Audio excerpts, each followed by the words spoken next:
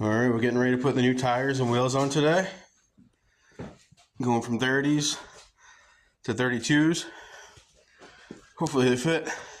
Get Chilly Willy Billy over here to help me today.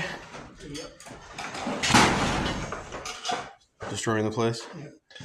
So we got 15 inches in the front and 14 3/4 inches in the back for clearance now. So we should have an inch more than that after these new tires are put on.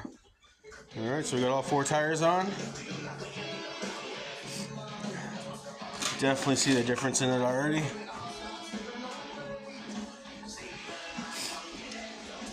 Just gotta set the suspension and then measure the height clearance. But definitely have a lot more.